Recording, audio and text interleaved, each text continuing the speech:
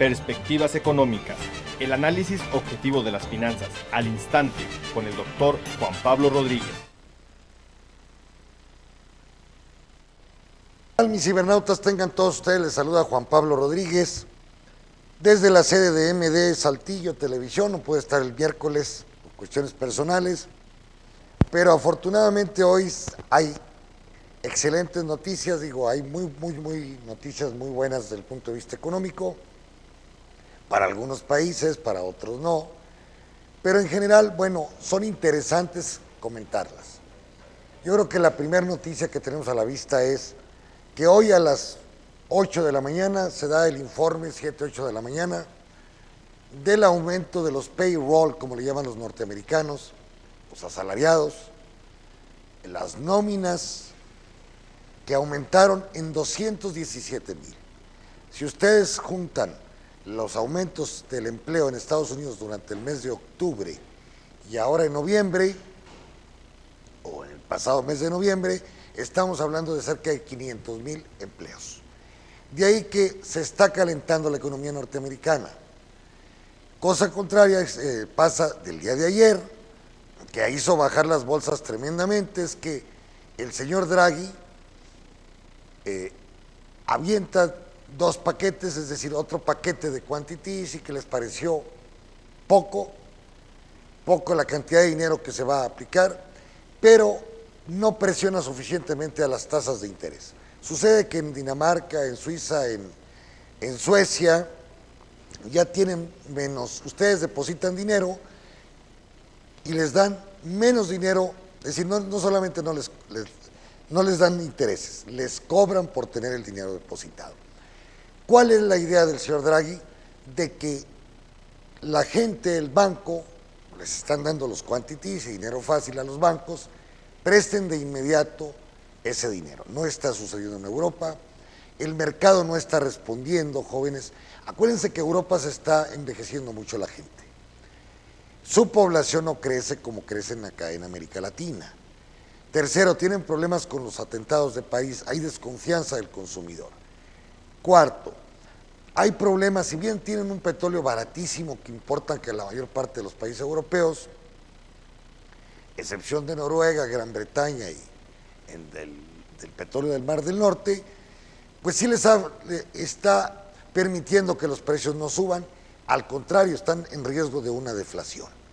Y entonces Draghi dice, bueno, vamos a aventar dinero fácil. Pero sucede que este dinero, y ya lo plantearon la vez pasada, lo planteamos que pasaba en Gran Bretaña, llega a los bancos compran sus propias acciones, se lo reparten entre ellos mismos y no gotea ese dinero hacia la masa de contribuyentes o a la masa de consumidores. Y entonces ahí es donde sucede que las economías no están creciendo, entran al contrario, entran en un proceso deflacionario.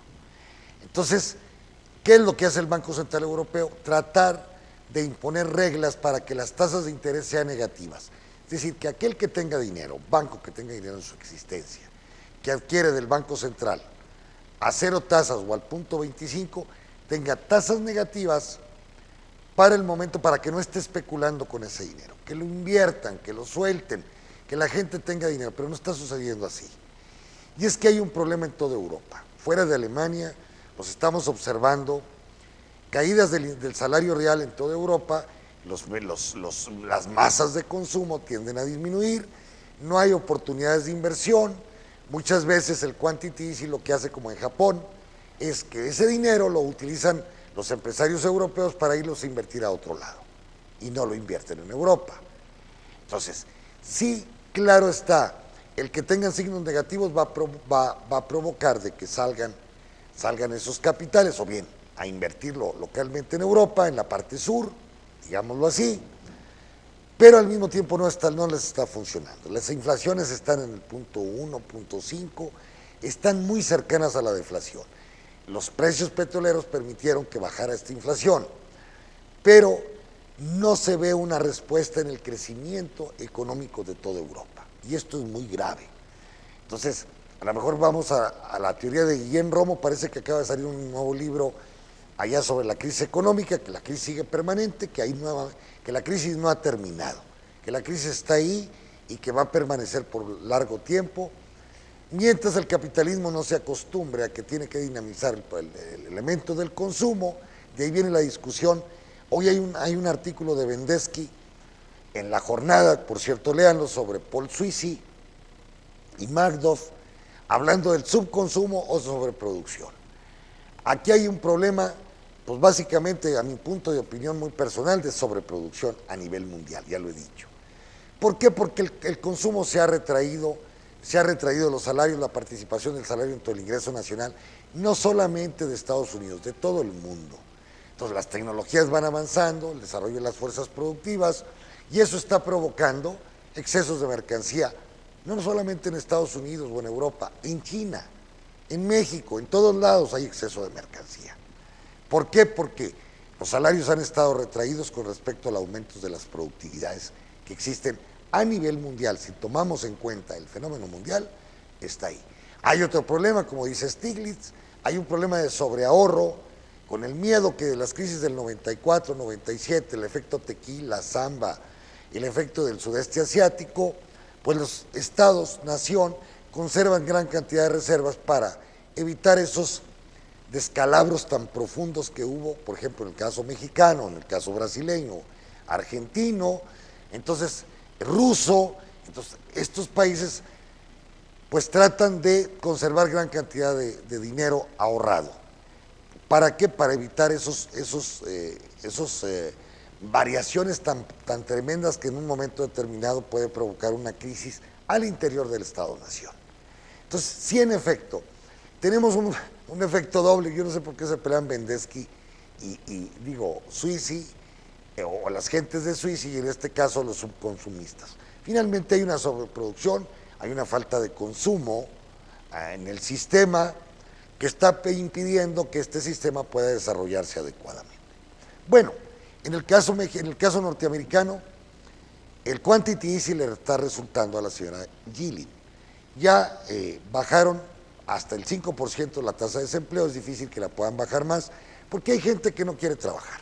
Hay gente que son amas de casa, que están registrados como en edad de trabajar y no trabajan. Su marido les da. Hay gente discapacitada que tampoco puede trabajar. Hay gente alcohólica, drogadicta, que hay un mundo en Estados Unidos que tampoco trabajan, que viven del apoyo gubernamental permanentemente.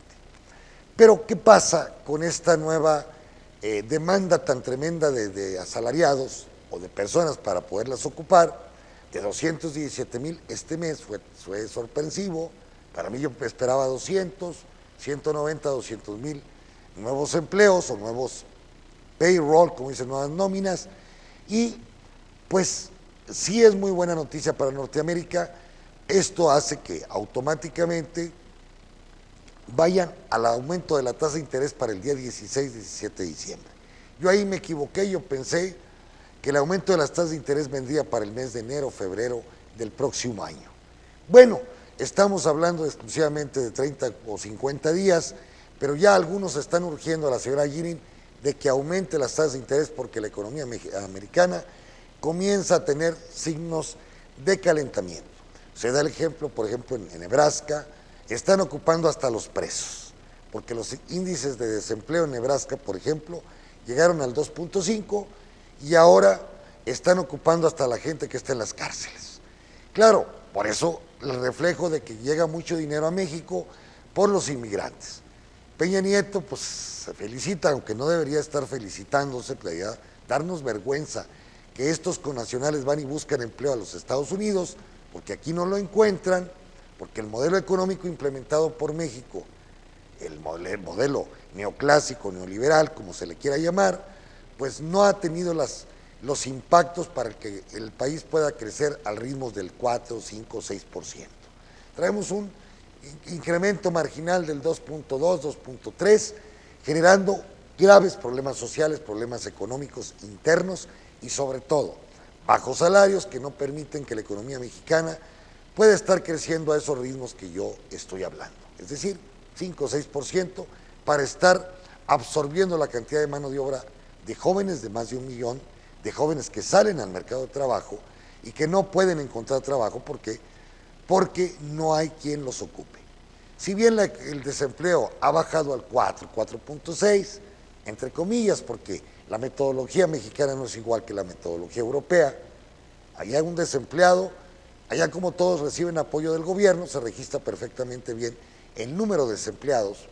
En México hay mucha subocupación o economía informal y eso no los están registrando como economía, como desempleados. Y realmente si quitamos o si incluimos los de la economía informal, pues nos vamos a ir a tasas del 15-20%, el 15%, 12-15% de desempleados en este país. Por lo pronto las noticias son buenas, es decir, el 15 de septiembre, 15 de diciembre o 16, se van a aumentar las tasas de interés. ¿Qué va a pasar? Porque, bueno, doctor, ya estamos aquí con que el Banco de México va a seguir al otro día inmediatamente.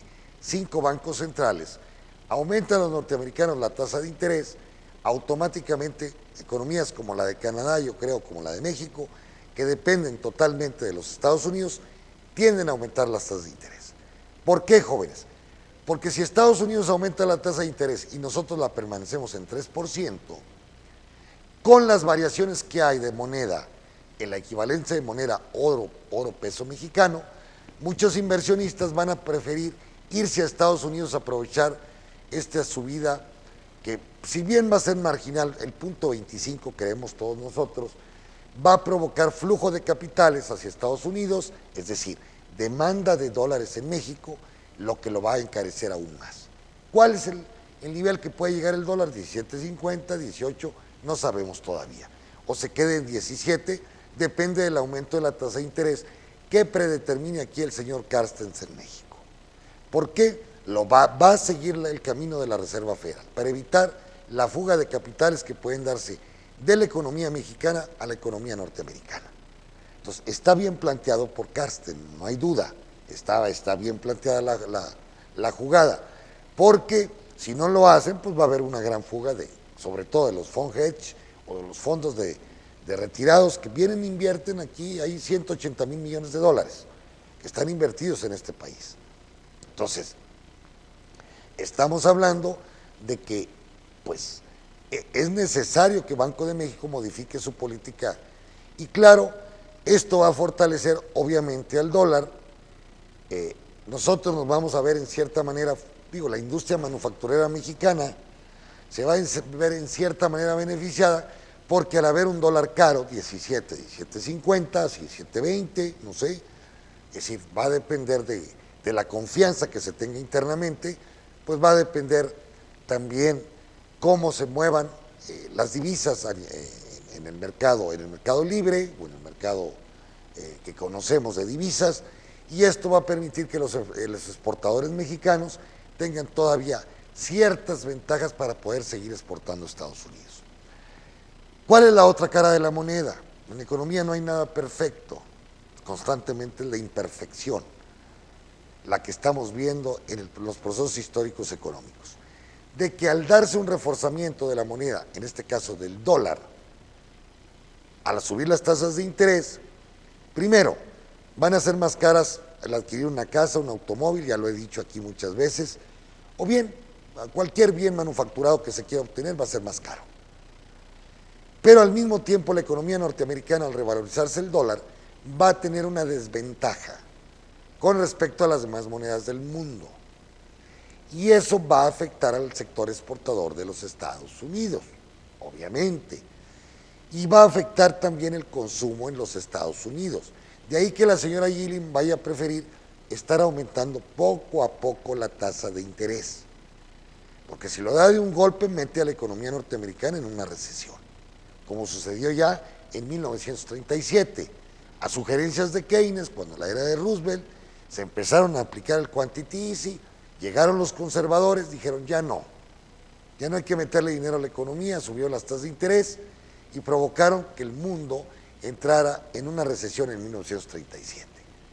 ¿Qué lo sacó de esta recesión? La Segunda Guerra Mundial. Las guerras también sirven para recuperar, o más bien han servido para recuperar el sistema capitalista. Y ahí se dan los procesos tecnológicos destructivos y creativos. Ahí nace la computadora, pues nace lo que es el principio del Internet, nacen una serie de inventos que posteriormente sirvieron para el desarrollo capitalista de los próximos 20, 30 años hasta la década de los años 70, que se vuelve a presentar la crisis debido al aumento del petróleo de $3 hasta $23 se aumentó el petróleo. Entonces, que genera un proceso de estagflación, inflación con bajo crecimiento en todo el mundo. Volcker en aquel entonces ocupa el puesto que tiene ahora la ciudad de Yilin y tuvo que luchar en lugar de la deflación como tenemos ahora, con un proceso inflacionario. Subió las tasas de interés, recortó el dinero, tuvo que meter en orden ese proceso de stagflación que se le llamó. Y claro, tuvimos crisis la del 84, tuvimos crisis la del 94, la del .com, pero crisis pequeñas. Crisis pequeñas comparada con la que se dio en el 2007-2008, que es la madre de las crisis modernas, ¿verdad? Otros dicen, es que es una crisis financiera. No, es una crisis de desfase de producción y consumo. Y claro, me van a decir, es que es una crisis financiera, Juan Pablo, porque mucha gente dejó de pagar, hubo mucho... Claro, es que el sistema provocó esta crisis bajando las tasas de interés desde Greenspan, desde Bush, después del 2011 bajaron las tasas de interés, le empezaron a prestar dinero a la gente que mismo no tenía capacidad económica, como decía Bush, una casa para cada norteamericano. Sí, pero muchos de ellos no tenían capacidad de pagarlas.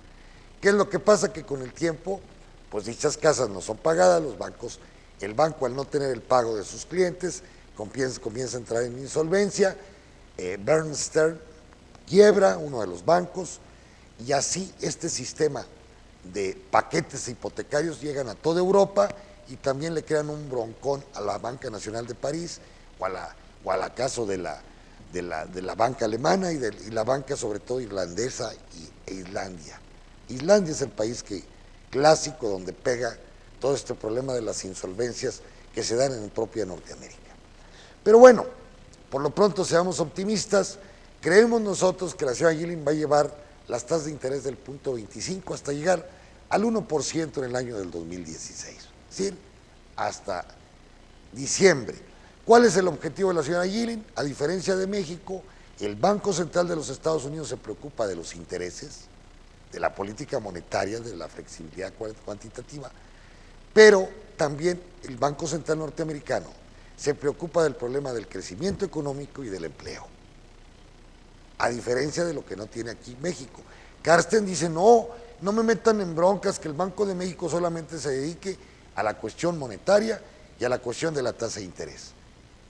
No, tenemos que modificar nosotros constitucionalmente la labor o el papel del Banco Central, que actualmente lo tiene Hacienda, que lo ha hecho muy mal el señor, no muy mal, no satisfactoriamente el señor Videgaray, porque no hemos crecido.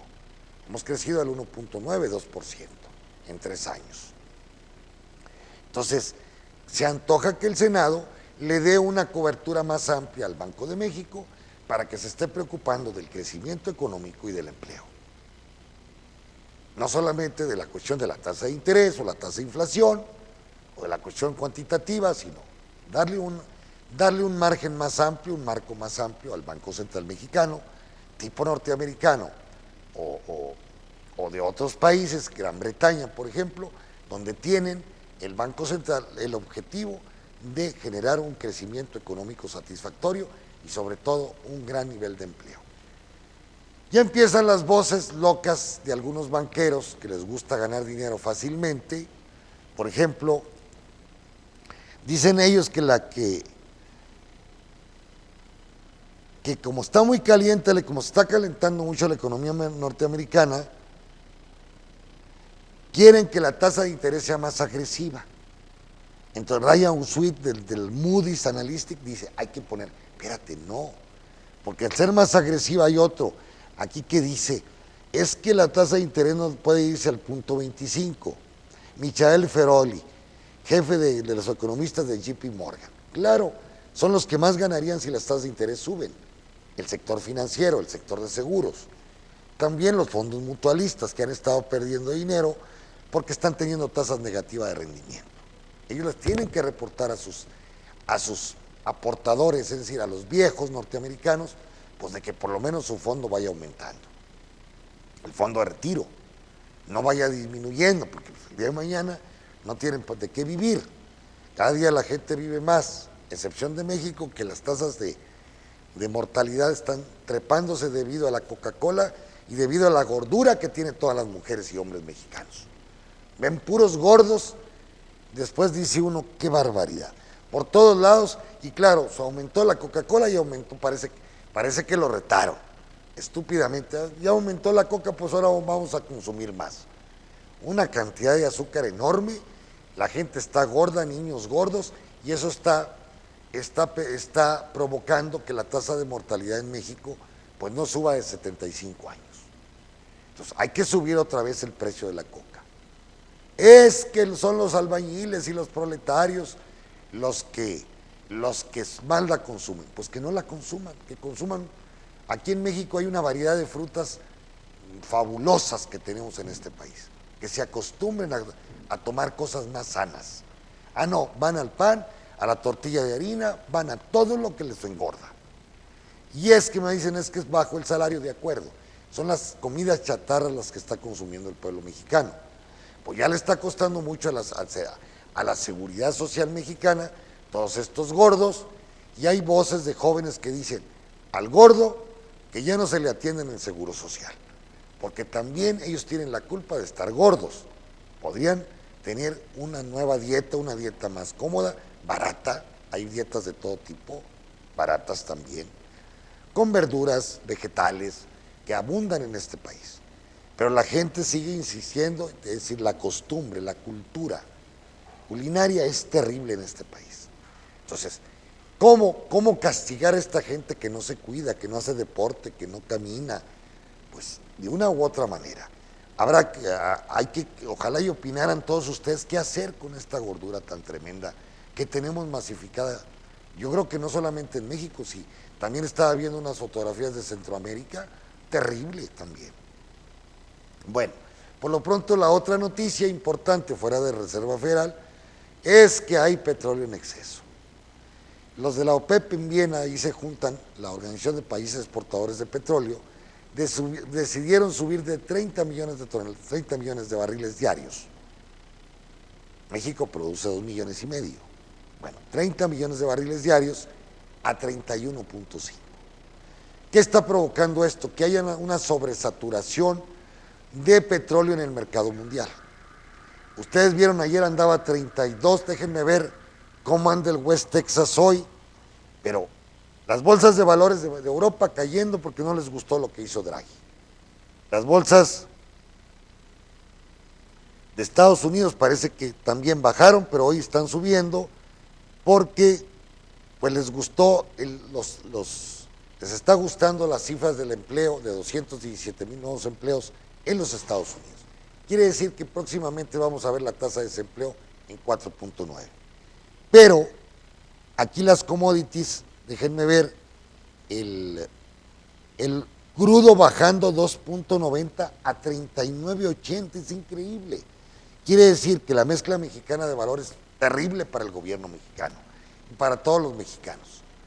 Estará en $32 la mezcla mexicana, y esto debido a qué?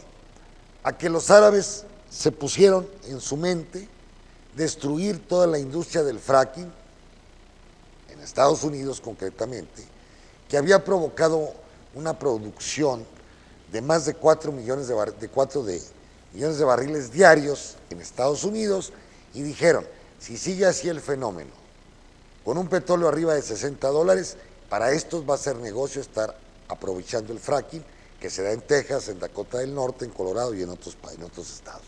Entonces, lo que tenemos que provocar es una sobreproducción de petróleo para destruir toda actividad del fracking en Estados Unidos, es decir, de petróleo, este petróleo que con nuevas tecnologías se está obteniendo, gas y petróleo, destruirlo para que no sea rentable. ¿Cómo hacemos que no sea rentable? Bajándolo de $60. Pero se fueron al baño. Entonces ahorita el problema es que hay una saturación de petróleo por todo el mundo. Dicen que están utilizando hasta cargueros, están utilizando cargueros petroleros o o barcos tanque, perdón, sería la expresión precisa, para guardar petróleo. Y claro, si ustedes se los pagan de contado, todavía le bajan más los árabes. También están los rusos, que al verse implicados, y los venezolanos, al verse impactados por el bajo precio, han empezado a producir más para compensar los efectos en balanza comercial. Pasa lo mismo con Venezuela, hay una crisis, no hay dinero gubernamental. México dependía del 35% de su presupuesto del petróleo, pero con la nueva reforma fiscal que nosotros estuvimos de acuerdo, en unas partes no, el no cobrarle a los ricos más porcentaje, por ejemplo, la evasión de la tasa cero, también protestamos, pero en general estuvimos de acuerdo, ha permitido que México pase del 11%, 12%, de recaudación hacendaria con respecto al Producto Interno Bruto al 16.9%.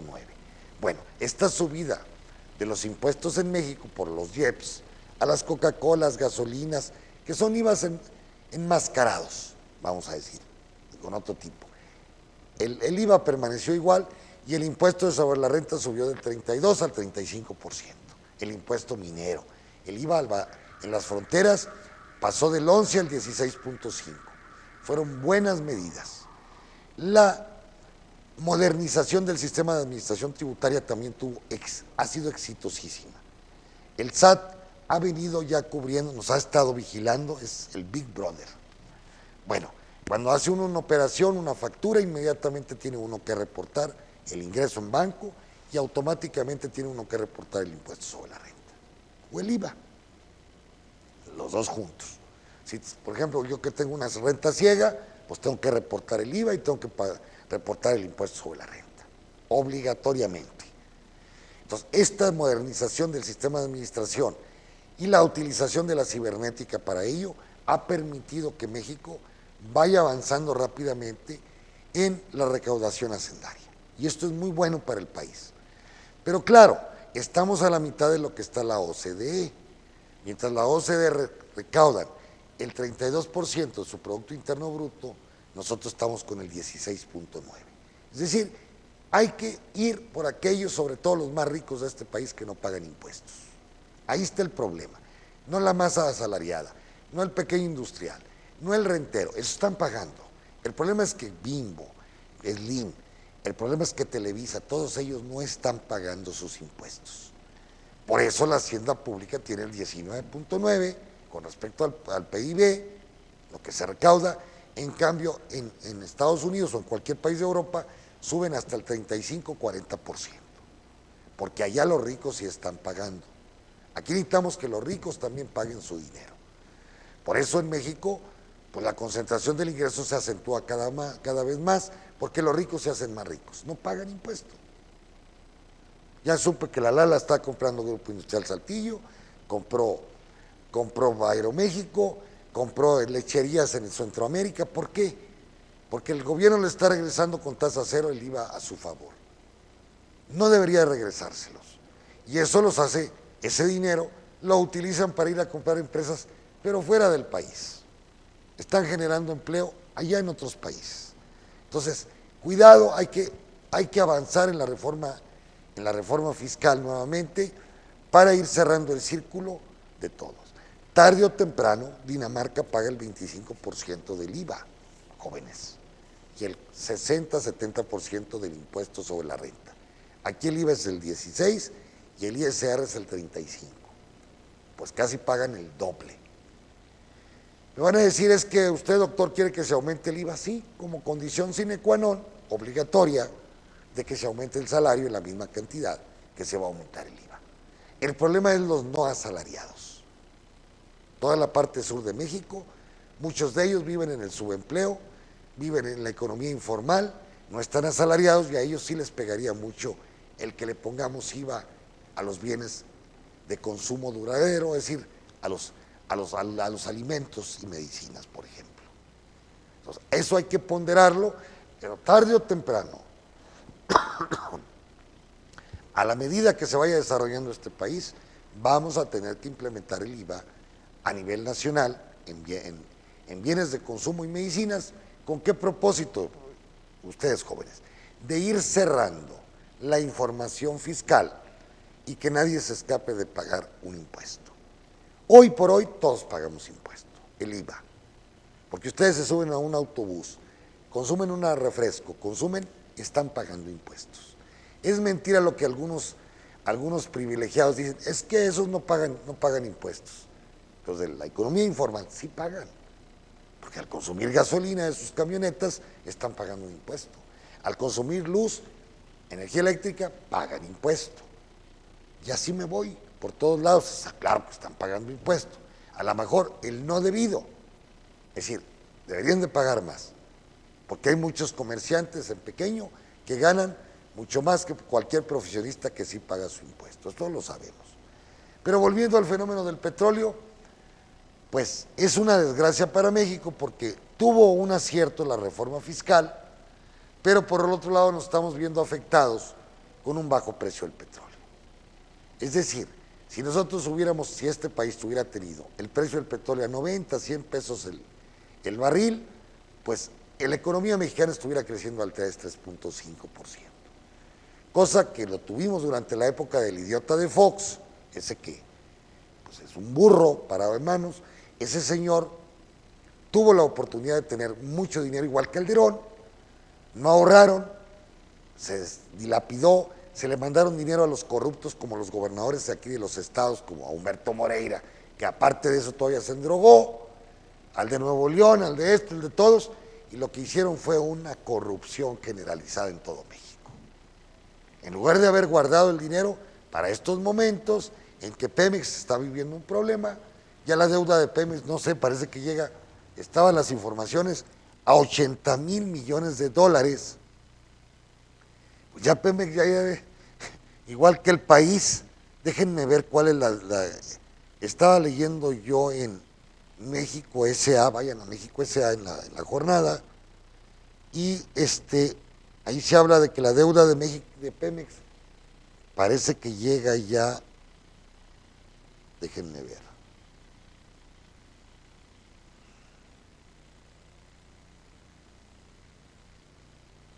Dicen que la exportación petrolera se desplomó de 47 a 16,000 millones.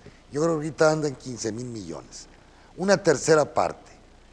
Pero, es decir, aquí la renta, el problema de Pemex es su deuda. Dice, si por fuera poco, dice México S.A., el compañero Carlos Fernández Vega, dice que por si fuera poco, en el lapso de 10 años, estamos hablando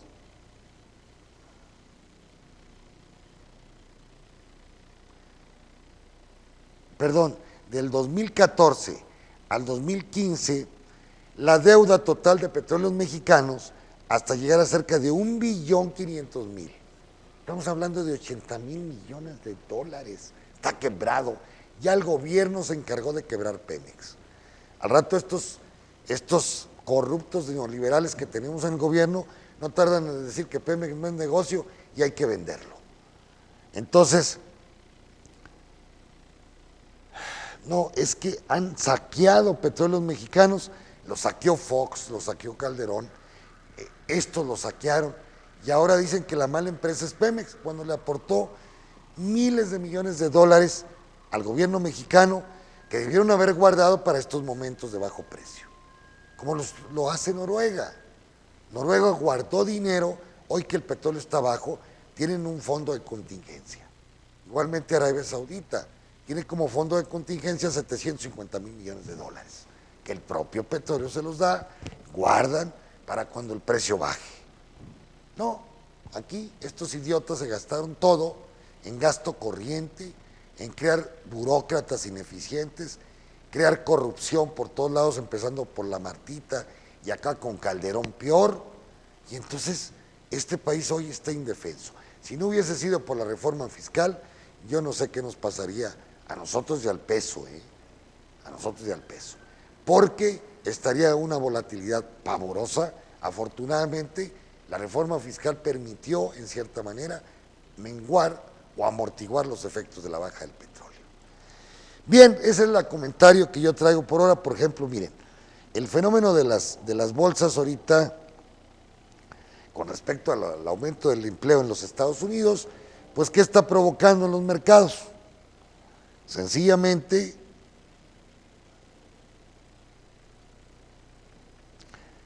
por ejemplo, en Europa, estamos viendo que vimos que la acción que tomó Draghi no era la conveniente, fue muy timorato.